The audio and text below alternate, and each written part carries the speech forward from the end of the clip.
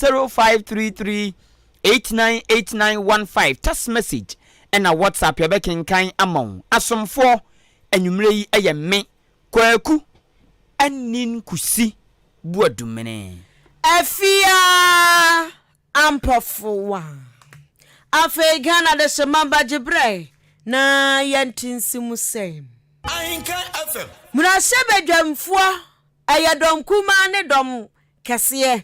na edom kuma fo na hyeda afre ensamtwofo hyiamu yes amtwofo hyiamu amofra ya no wura wogina simpie ne apaso kasa ye je microphone tua ne nano akasa ye eye muna sebedwani a wogina mu de madisha won mo ya peku shegwa ba trumpet so Olimbonyafo John Abdullahi Jenapo na owura John Jenapo echeche ni nsemu hye ne nsem na se no se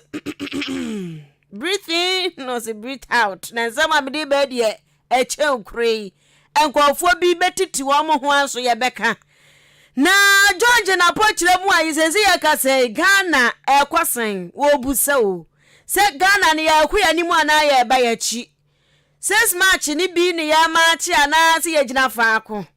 ene ya market time left right benkum ni fa wo pesu obusa Ghana ban ya watiso na nadodan kwaku fadu na bedi akire Dr. Lahaji Mahamudu Bami asa Ghana na ga so mo de ko he esense na nse electricity company of Ghana wasa kwa mu kiki ya baby an say shock mom no mo de maye shock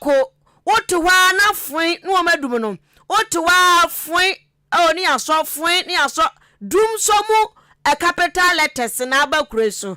enu nti wono John Abdullahi Jenapo busa se ade ba asam na aba ye enu nti se nkane antimi nyina ne naso krom ha ankane a ebu nanim pre alabam pre ewo kreso ene ya wasanso echeche ni nsemu bio ya no okase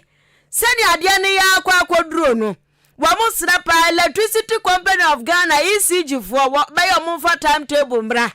achebo dan for ochira na pa yebedum no akosi anumre parliament house ochira yebedum no akosi ahomache kukuro bitefo yebedum no akosi ochina awia tumu gabofo monsonso yebedum no ahomache na ochina na pa yaso oso monfa timetable ni bro tom na afa Ghana fo nte asese dum so na samba na dia wo mu kireche dia ani anyan ani owura John Abdullahi Jenapo cheche ni nsemu edi tudwa no so wo tumira kire sie se ena no da na nado dan kwa kufu ado this state of nations address eba no wo kasa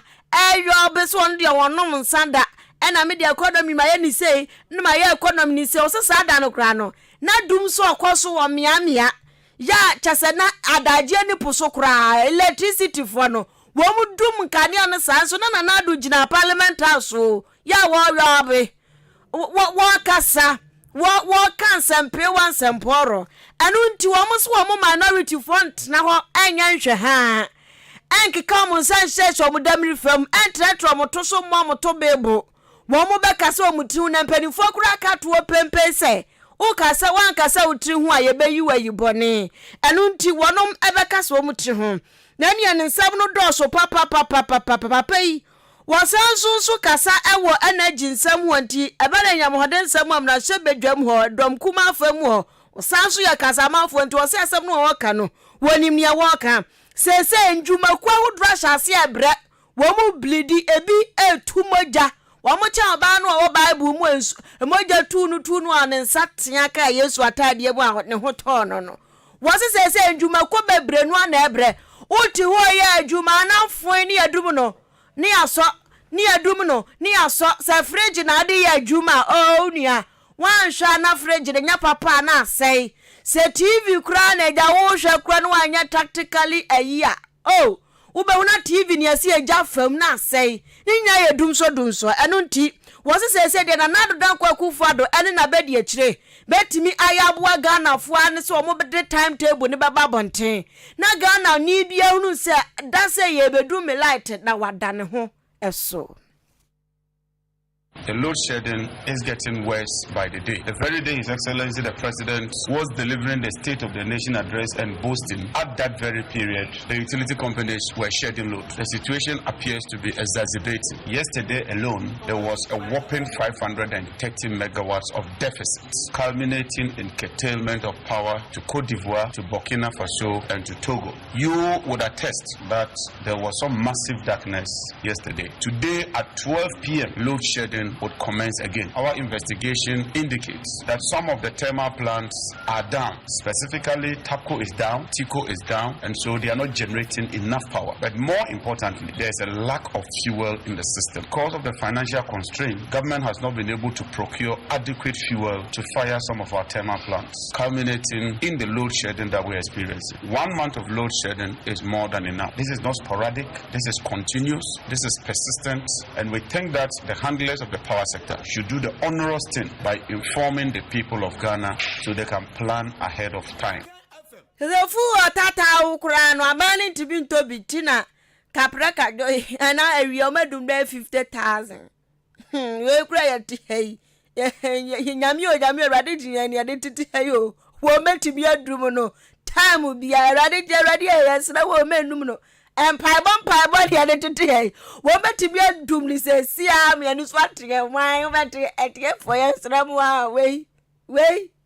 Isi jini abanya watiswe ni dumso ya bay. Eno kwa ya parliament na ye dum no momutimi edani tumtum no muso ye who speaker of parliament. Hey, minority leader, raise your hands. Ye hunu esum kabi.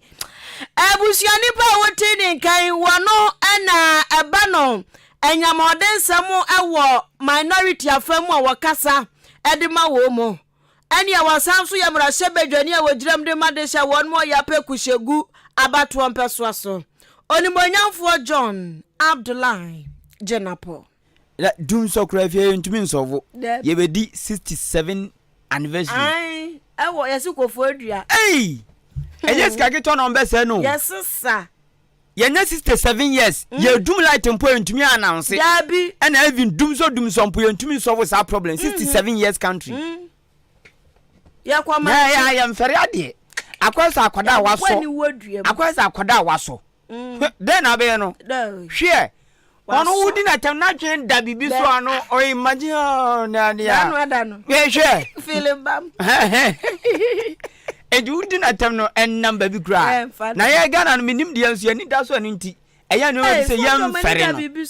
Ye 67 years. Ama still ye experience dum so. Akosombo Ghana. Ye nje light infro bi man so. Da bias cry see. Ba bi mu cry free ye hono mo. We.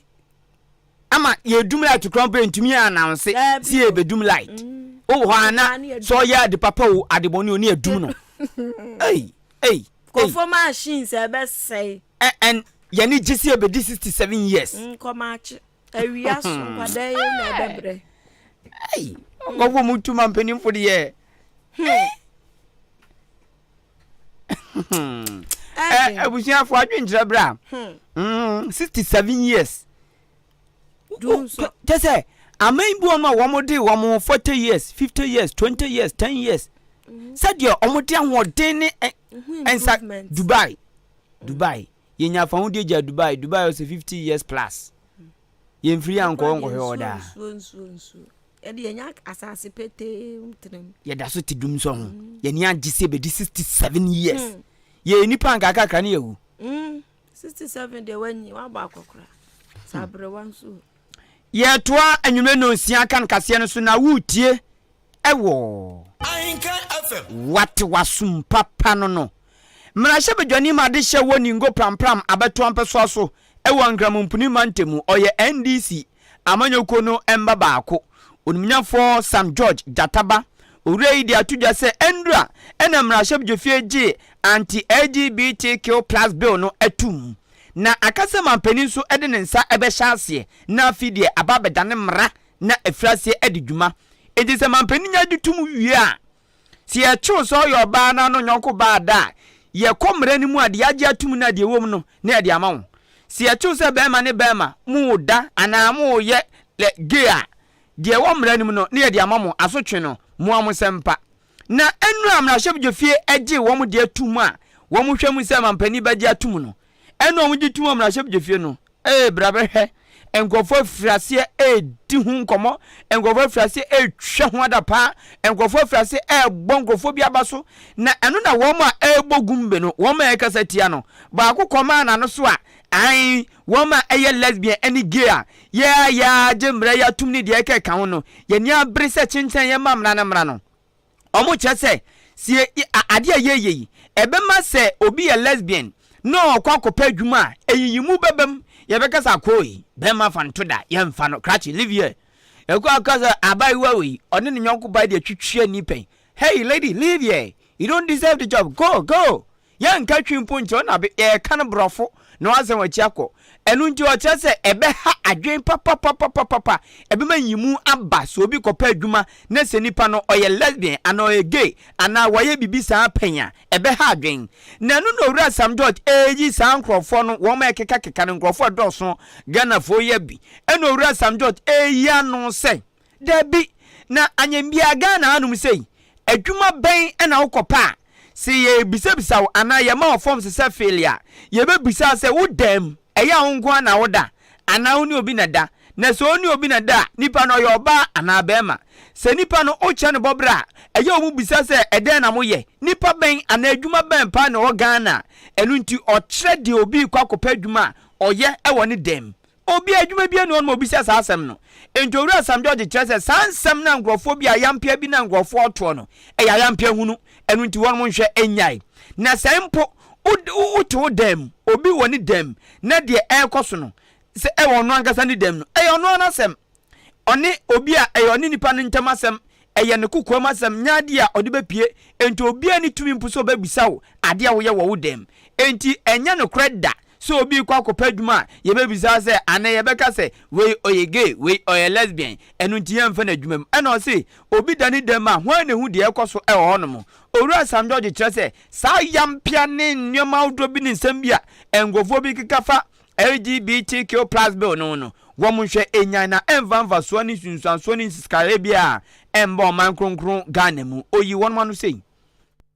I mean, several of the claims she's made here that you can't go and apply for a job. Why? When you're going to apply for a job, does anybody ask you who you slept with in your bedroom? Am I the one asking LGBTQ practitioners to define themselves by their sexuality? What happens in the confine of your bedroom remains the business of you and your partner. Nobody's coming into your bedroom to find out what's going on. But when you decide to define yourself by what is supposed to be your private sexual preference, then it becomes a matter of public policy, and public policy will apply to it. And if this is all about funding for you, I am more interested in the sanctity of Ghanaian children and not the funds that you receive to do what you claim is academic research. Some of you travel to Qatar. Some of you travel to Saudi Arabia. And when you go there, you abide by the laws there. You just showed Nigeria. Nigeria's punishment is 15 years. Yet they go to Nigeria, they go to these countries and respect the law there. But think that Ghana should become a jungle because we think that we are Yesuyatra, because we think that we are so liberal. The Americans who are funding you, in American states, they are passing legislation to curb LGBTQ. 2 days ago, Tennessee passed legislation in its house that banned the flying of even the flags. They've not just banned the activity, you can't even fly the flags in public schools right now. Owura Sam George ayemra shebedwani ma de hyewo ningo pram e na o kire no se ye de afian Ghana de no po ye se mu a mojeje ho mu a mo kanfo yi oba ne oba da be ma ne oba ma da no mo mfie mpo ye mo mfie ni ye emfie enum osensia emfie enum osensia e na wo be ko jew e na mo nso amo ye na nkasa no mo amo ye na nkasa wonso wakwa bia busumi nsia de kosi mfie miensa ntem obetumi akọ prison na we kakre ya mo ton ayampia keka de mo pe ena na oye mfanto kokata kwa ma odo bi Nigeria 15 years na Ghana de enya mfie we ya ye kasa ento se sa kokra ne sa nuama ne ye o Ghana ne yenyai enso ekọ bi man so a wo mo mra no se etisan kra ne aye din ne ediso Ghana de na yama ya no so ne ye to ayampia ne ye kasa nanso man na omukọ so omukodi omumra so no ehomra na no odin empochen Ghana ningo pram na shebedwani Sam George ene ka zanzem wi na sa LGBTQ negative for asem ya ho asem ene gya ye gusua ekamunsam na sani amrashe bedwafiefo apase sa Human Sexual Rights and Family Values Bill no ya pass ya no ya ka ho asama chandra ne nkrata udro edi hu nkoma ne ye bebu aso esansan fi aba ne yedie ya pass na pass ya pass no ne sa obi wo honom na so oyoba na ode na kwasu akuma bekwa akotwitwi ne nyonko ba kwasu akuma ani a sa oni ano mu ameya nkyere yen onye oni kukwam so obi nso obema no ase apia maye ode behwe nyame anim no kura ne obro samati kopa na ode awura ne nyonko be ma to hurudura tumu a ono so nkwa chen so obi nso te ho no ase me de kanyame ya agba me oba na ade na oma me apia maye ti mami nko yi apia maya ni mfiri ho na me mfa obolombolombo ni bi mo ho so no ya wakukuam enti sa LGBT wom ebi mu kura ti mu wom se mbeda ni dua ebi mu kura beti wa ka so mpese mdani ajamu enti so pese dani ajamu o pese dani okra o pese dani nantwi dan wo dem emfa babo ntini yempa nipa kra ahwe yempa nipa ponche ahwe ni yempa nipa wo kraman ahwe enti do pese dan hu bia dan wo dem eja obi sori anapa no akwa ne girlfriend ho a wonfa ayi mbom tonton sasa hu amanfo me pa mo cho me mana to mo se me kwa me mpna ho ebins menti bi da na wankasa wutie Kasiebo so kura wunti bi da obi aye ni Nicodemusri emuhin obetan baby aso onye hwe sana nyankopa abo no sebe bi nyam ampo wamudi pilolo ya wamudi no Nicodemusri ubeti dede kakrakra dede ubeti sound nanso omo nya announcement omo so wukuku am no omudi womudu manti kakra de befo wasum enti adenti na nipa da sani di oso wono de ye wo kofare nyanko be ma oye be ma no obegbo hu dawuro enti sa bi we no de ebe hye wo so mo ko ma no ntumpon ba bi tane ya doawa ha anya wo kwa akodam emfie pori enum judge no so wo hwe wanim na wanim o mobaro be ma 3 years sa wonsunsu ti akire unya bi waware wo yere atifie wo be ma wo ma na aginaje say you right human right ti mumye promote mama musika munkoye we wonsunsu wo promote wo ye ni yodio wa manfre ye mbra wonsunsu ya ma wo kra no wo kwa akodam emfie de wo ho enu nti no chese ya hyehyɛ mra no 100 magya tu mama osebo aba akristofuo binum ani agese ade we ebeboa pa na sese de omusi aka ne se yebenya ensakese no tactical hands no na ode ne signature fefefe no ato ase ya tactical hands ne nso nyo bia se Ghana ya mampani na nado danko akufu ado show boy ono na sese ehia ne black pen no se blue pen so what they assign tibe oni de omayer fefefe wi agya tumaka ye se trumu ni tafribomski hwan ofam ye nya bio ye mpa ye nsoso nanso akade aka abusua na sani akade aka no omo se emra no nso na hye se esense ya private bill ntino na nado dankwa kufado mampani oteso na eso science ana ya agya tum se emra no Ghana fo bi nso se omo no moto abade ma na nado dankwa kufado anu omo Ghana fo no nso hunu ni se enya ade abeboa se oba befo ne nyonko ba na musuo se de efiri hinti omo sra na nado pa mema ne de akura de omo che se awreho se ba ma pa ne bukenten gase dompe obeka se duro din enipa boso o dompe na be hwe pa oh my kwabra ne se de to kwan no ayiri se ya na ya di wei eti Ghana for che se shi tan wo dey enti na nado danko akufo de we die mo mbe ye brofu sam bia embe ye you know onfa pen on 10 partially na one sensan I was on my penny in a sign as ye. The sons of Omani woman as soon as mamre and as soon as Ubruni and Swamamre. And you cry a mamre na ya parliament. I jatum say, I was a day and say ye be to one boy in Chirima. If it's a warm was run on when you dada. And Qualana banan ye bomb by law we know and ye penny for ye dear and young Qualano when ye bomb by intino. I was so Simon in TSA CDD4 say other NGOs no more person who boot to go Debbie or man penny fan and Nancy Hawk, non chess or your man penny or door mine. Modian and watching ya.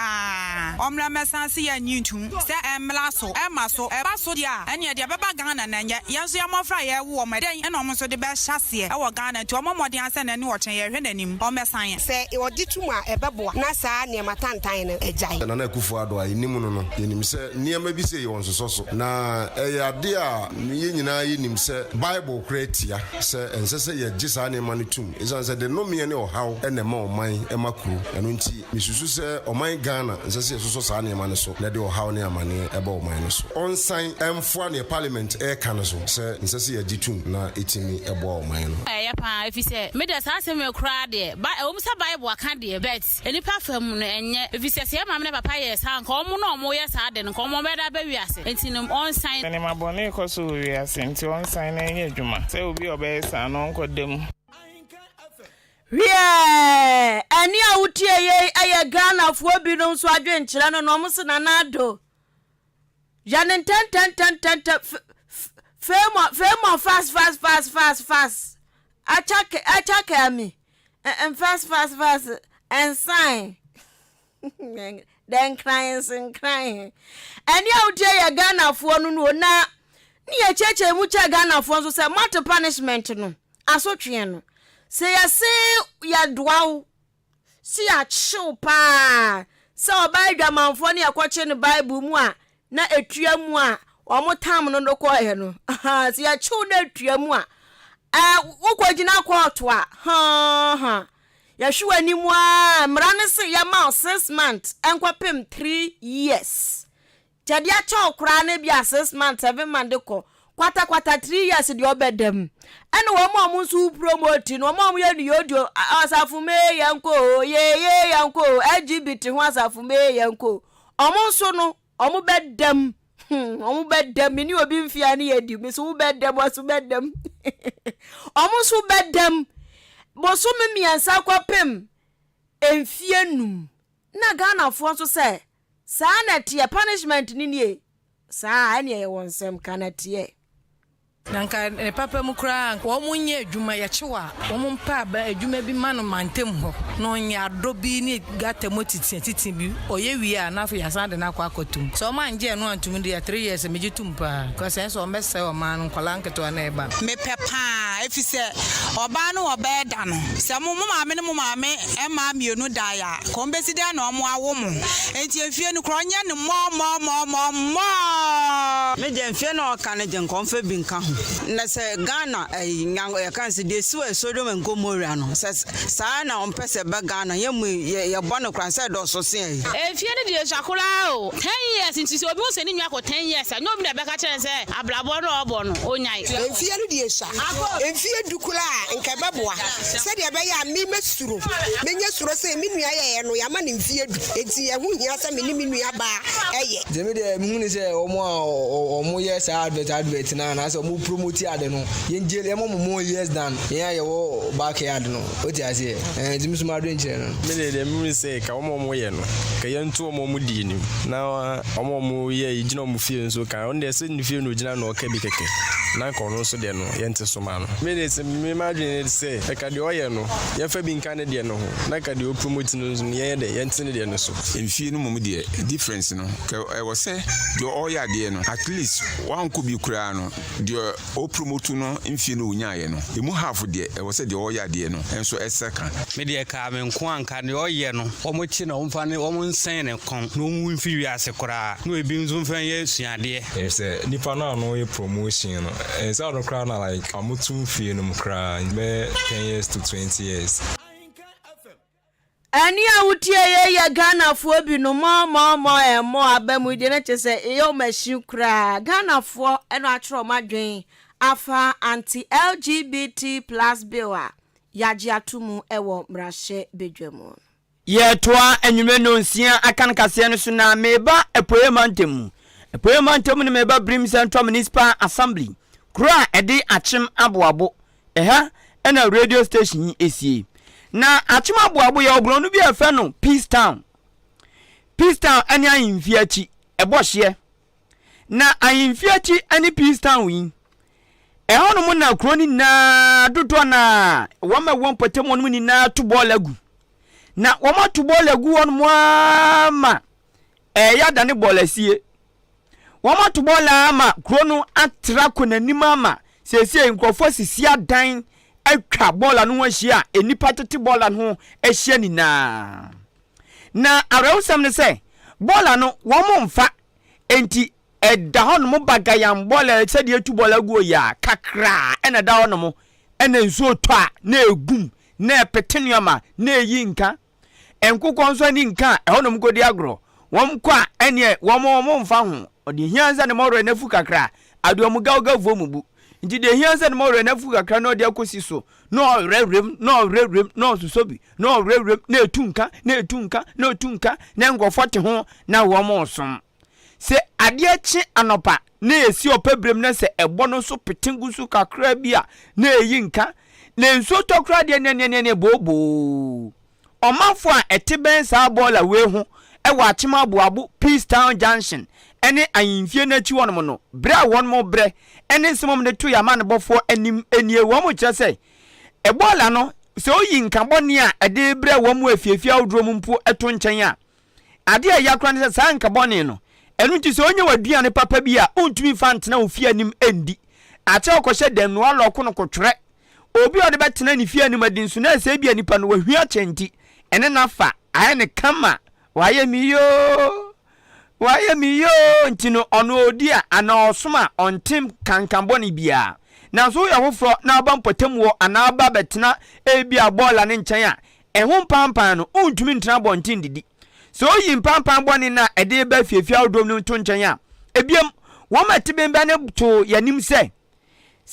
edu anwumre ananso to ana se anopatututu a entumwei ene nwansena ene wo ma eka kan wo m kodi so agora na fi wo m baba fie wo m ha wo m papa wo m afiefie a odrom na de adehya waboabo Peace Town ene ayimfie na chi ede to ayinkan news anim ni na ne se nyame anim ni kre ne bola no eha wo m papa eha wo m pa na kane no na wo m bola konkwa wo m tugum na so ehun sensem koye bebre nti saa konko no wo ma betebiri eko enu ntina nam so ama samike wo m tugu abonten bagayam saa na edin kabone ne yarwa wo dron ketinkete ebrebre won mo ewo wo m afiefia wodum omanfo no bi kire se wo m gidi pa se de nka no ano dentie nti enu kura kan bi na ya mpotem ofo no wo m ta yare pa wo m yare papa sense acha bonse we hu enfa no acha bonse we ehun dodo no ya bonse we ni ti we ni yam we ni ha ezan no kura se once na kosisi bola esu a oye de no de besi waduane so anan po cap o cap anu ko de besi cap anu na de senso boguna yade bu ho a ubenya enti yarwa odra wo wompotem no omanfo ne kyese wo mu gidi sani ni nano efisa bola kro ya so wo mu fa akonya we so wa bra mo ne yama ne boni noti hana kokọ ekasa ena omo de adesede emu odu ekoma wo assembly member onumnyafo Emmanuel Apia Kubi aka Amode Kachi wo mu de tunanim se sabi osoro boade waboa no ho na wo mu pe bola konko ana bola ya abeto kroyin finfin a Brim Central Municipal Assembly no wo mahwa unidie so entu ho anamo a eno nkire se wo ma eti wo mu krom no ana eda wo mu krom no so wo mu nyedi samyawa na wo mu hwa na bola yi endi wo mawu de sa so ntu wo mu sra assembly member onumnyafo Apia Kubi se assembly ni nyantu ho anamo no ana wo mahwe awunidie so ntu ho anamo no wo mu sra pa se nka yanka wo mu nya ne kakra na enkebe ya bia na otwe bia no makwakoye omandwuma no mu de piempia bola na kwa chie kakra no ma yiyi de ahye no de awo no na nkomahye na nkoma yiyi de awo no na nkomahye saa kakra na wo mu ye ne sanka wo mu gidi sanka saa brede bola no ka esie esa na nko wo mu ye sani na nkoma pekonko ni bi sade bia wo betumi ade bola no agum adehia ewo aboabo ayimfie na chi eni Peace Town eni ne mantam ni na no woma kosem ene de omo fam no efa bola kan no ti wasumai first no mama ye container ti yade container ni besi ho no ne amosa mo aton ho ma ne de anwea begu afi container ni omo timi mefa nti bra mo befa container no na tete ti cancel fa to omo mama ye container biem but the yesra ne say ye pa mo chow ye nso ya pomudin ehia yen ele ba bia ball no so no kenye nenso ye ni ba bia ye kwa ye ne akoto ball na ida egu enti the yesra ne say ye sre sem ye wasame man ye fe na pia kubi an ye kan ye se amokachi ye sre no ye pa ne chow ti wo mo ayen ene union committee fo no na ball no kwanya mba fa so ye be pia na ye de container ba besi wo no ye sre wom efisesesi a woni apomuden a betimi awu ateneta wala ne de ha ya pa esanse ba bia wo no e wo ekrom finfin abadi kro no finfin si anka yenya yi bi kra first na container bi si ho aye na omo beton land no omo ton ma obi bola no so na ne de anya kra bola no first na ka bola chance si ho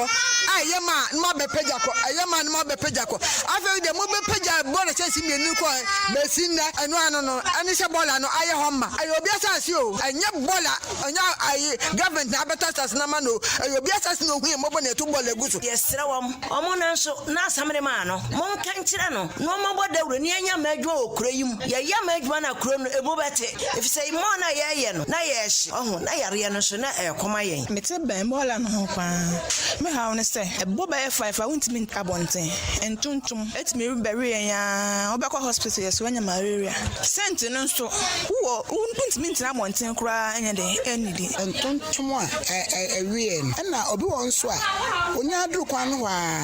na wagegu ana nkokọ nso aboa kokọ de wonti sisi ni bola no so ti se wira no kusu na nkokọ no so ahwiti nyina nti yesre om se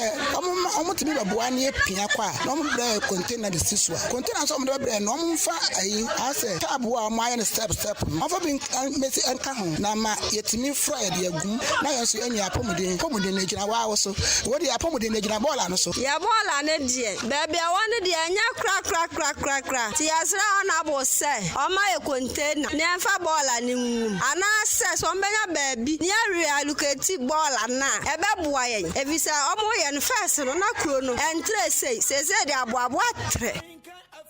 se de aboabo atre ena mo amatemasum enti maame ba ko se ebo no onuma na mo na firase eba ene mpampan bone no nti ene abo no nzie de na se nipa no asoma beye no hwe ba ko ene minute aduasa enum ene mo bro obesoma na de ada na de asori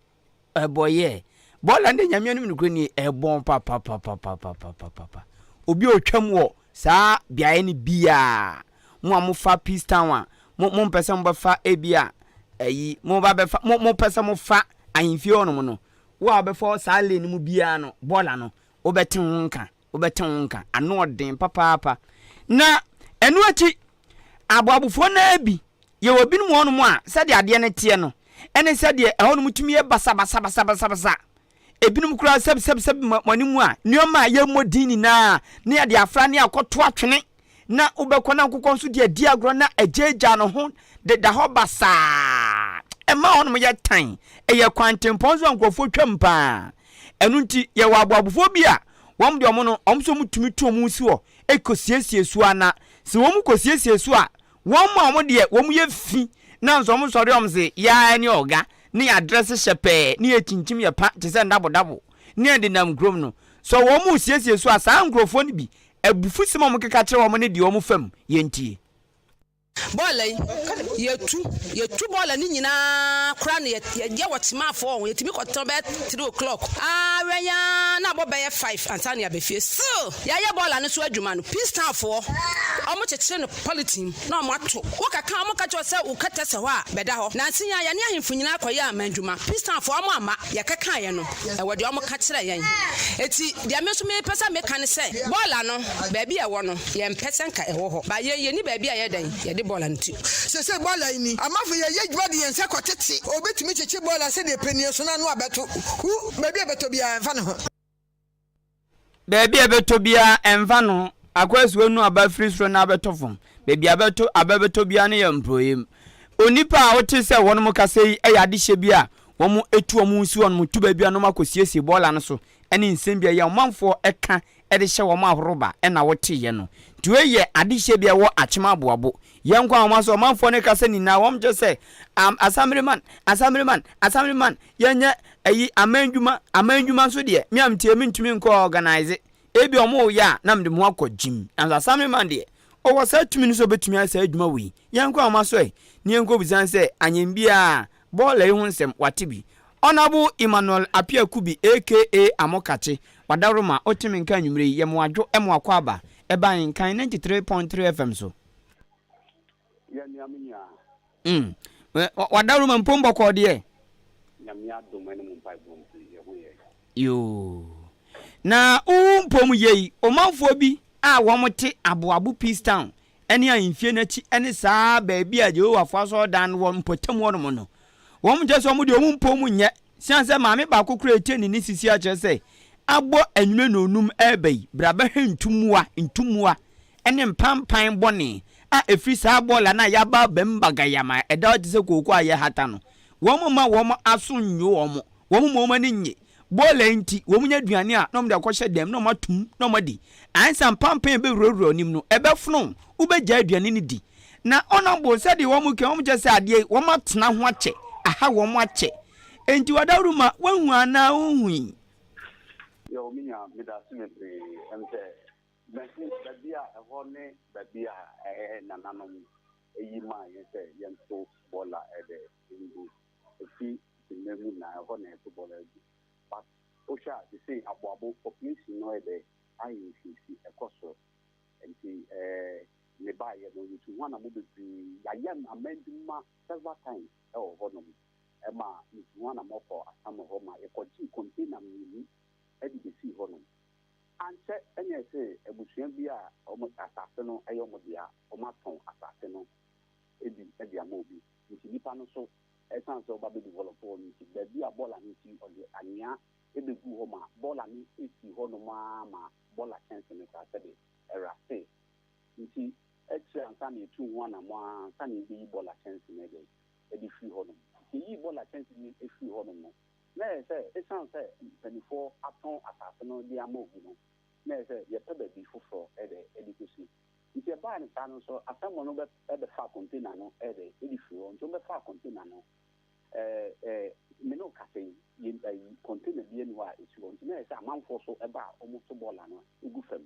e wo honom me win committee ya kambom ya mane nananom ya kambom ya manjuma several times me no ka say ya pim asamo no say nka betinya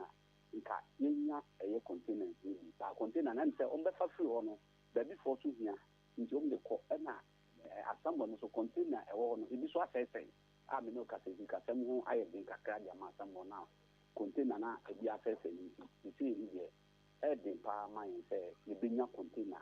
ede ababesi wo dia ma manfo no nese metwasia na nka ball chance wo ho a omutugum kama ya na assembly nso aba abefa kotogu na nso asase no wo muton ma obi nti nipa nso ba so oba ba yeso adwuma nti ekoba ansa no na ewo sa assembly nso be pagya ne chance ko eno na ama sesiei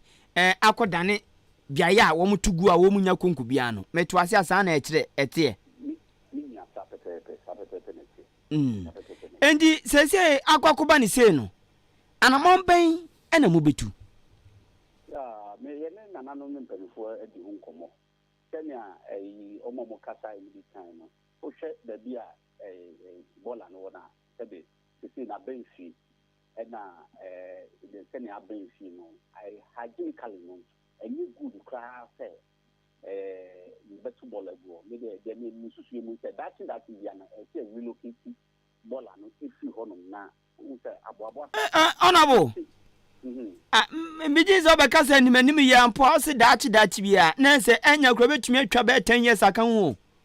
me kasa dachi e betumi ayo cha mi na ne say mpanifo you have just 1 minute remaining say omuma e baby betumi ayo locate bola no efi wa me dia mi say baby e wo no enya ade a say o hwe no ho no krom above the center of the town and I said the football and go in PhD and yefe nti nananom omuna ensase eyomodia but that thing almost in my baby nanka nya baby ofra nanka ya fe container nanka yɛ de bi ati hɔ sɛbi yɛ try your best yafa mu bia na ni na ne sɛ ni na bo corporation no ɛkɔ corporation okay honorable wadawroma gyina soma me na yɛn san to nsan fro biem san sɛ yɛtie na so sɛ yɛ ahode betumi no akasa no abafom kakra ntima yɛmfa ahomahwo from famfrɛ na yɛntumi nto ankomotwetwe no so nti yɛhwɛ sɛ yɛbetumi anya honorable Emmanuel Apia Kubi na yɛne no edi nsa wɔ so nti yɛhwɛ sɛ yɛbetumi nsa aka ne biem a sɛ nsa aka ne biem so a asɛm no kamea sɛ wakyerɛ mu a ne sa ya wakyerɛ die nti on bɛfa ball akonko ne firi wonom ɛna afi anamo a wo mutu wo mo kyerɛ sɛ wo mo ne nananom aboabo anfonom edi nsa wo so na wo ma pɛ baabi fufuro a wo mo de ball and begu san sɛ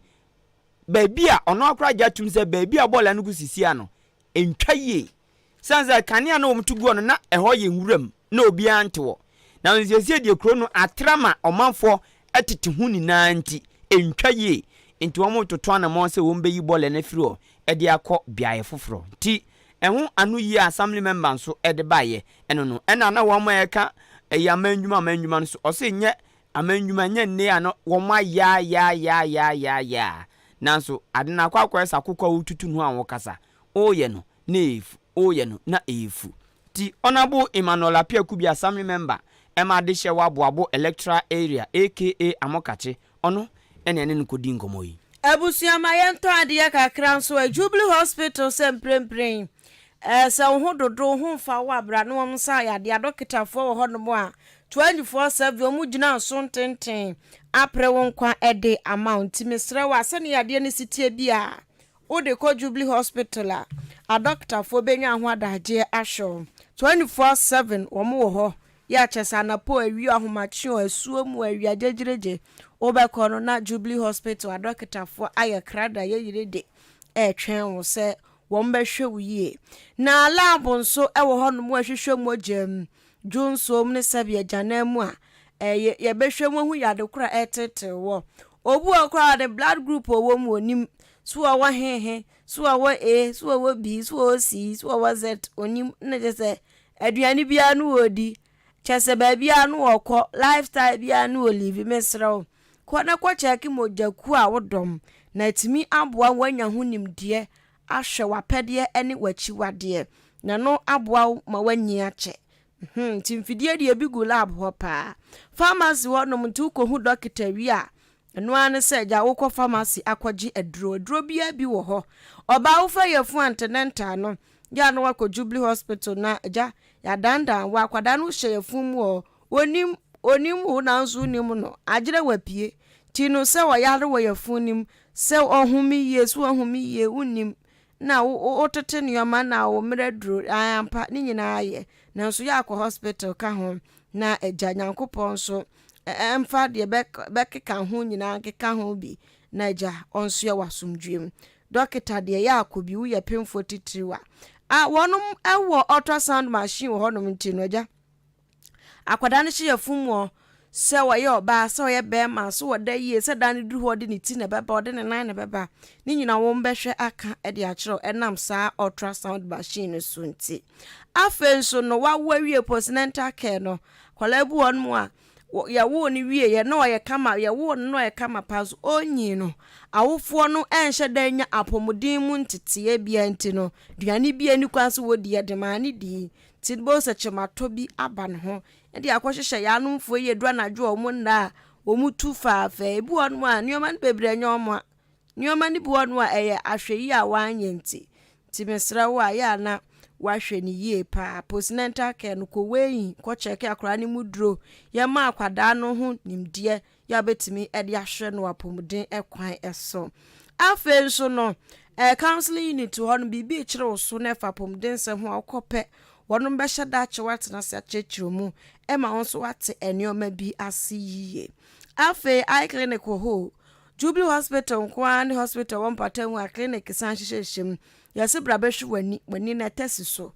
prunsuo ekekao ewowo eyimpe kwe na wo mu ensure wo eye clinic ho dental clinic obu wo so ane sene sebi o afore so ebi fifi won chen ni kwanse fifi onso na efifi mesront na hono nkase de efie de saa ne yeseno de saa pie nchenchen maame antele mesra wakọ na wo mo emfa machines enhwehwe wo seno yen yi bi mfiri ho na emboa wo smiling yan kofo smile kroisu utimi asem na esre kwa boss ya to ne din mesra umpedi ni edi atoto bi a kọ na dental clinic fo no enhwe wo yie obu oso na senatu ama na gere enti no kọ ne yensi foforo so pese o si foforo ya sidi ama obu oso na se no kwan deda ntamu a chenchem be ho self contain kọ ne mbo braces na eja en straight kama me ban esa nyoma wa ya mfare hu apomde asem de ya mfare ho nka na me sena yese na ofere kọ na dental clinic fo no enhwe mawo yellow ni green wo meyi ni nyina firi ho diabetes ni hypertension fo so clinic ho no mo a wonom ehwe ayafo kanti mu aduane de pa apomden si achiba insurance no so ankrankra de ne aban de nyina wonom eje hyene so se Jubilee Pharmacy so abeka ho ai no yeton aduro se ne wukokurom ekoto aduro of pharmacy sa bi pepepe na aba eye Jubilee Hospital ya Jubilee Pharmacy so abeka ho anapo awi ahomachi osuo mu obekọ no aduro bia wonom asa no kọ a ubenya bi ato kama chene so se no nka hospital aten ho ti okọ akoto adura enonko okọ hospital so a enonko wonu machira kwan ewo odambo abo kwantempo ne so amantra sams wonu so na behu Jubilee Hospital frame 0244 575799 0244 575799 ana 0241 784 645 0241 784 645 nani wo mtwetwe enkomo ma yenko awman so ne assemblyman onumnyafo Emmanuel Apia Kubi aka Amokate honorable pacho otimenka hello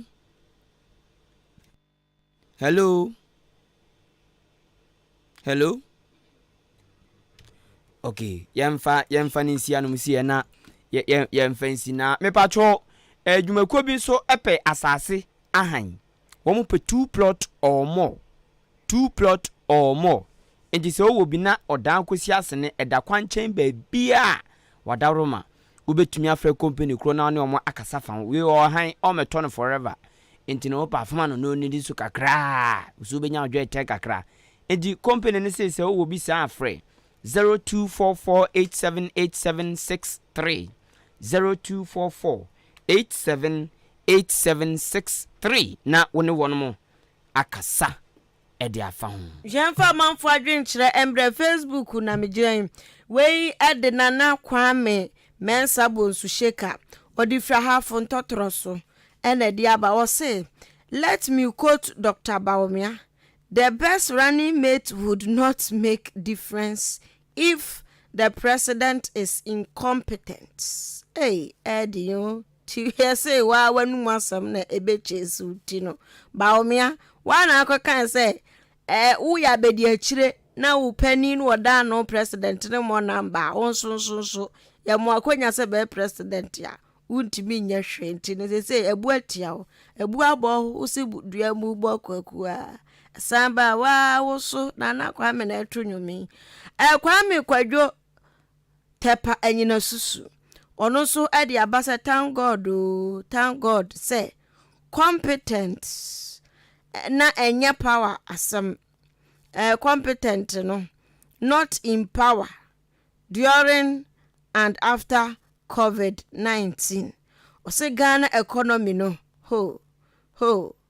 eya west okra eya west Nigeria for okra feel in yen tiase a blade na we so de ne dia abaze man so di frikronom opposite market o say wo mo edda parliament asepas wo ma ye mra trumu ene tafribomski fontimi endia him o mbe krom be yom kuku mu a Amisko spelele kaswa ono so de abase MPs for munyum tu se anti-LGBT bill maji atumo Isaac Owusu say good evening o my iko di frachema boabo yedase bi kaswa so ene ono so echia saa shama ba edna benya ono so se yebedi oh baumia sika nso yebedi ala ede ebe twi ni ene shama ba so tro ni yam de mehu o mehu na je se MPP no an wo bo ma baso ana aboaje boaten critical wose Kasiebo ne de dempa ye tasty papa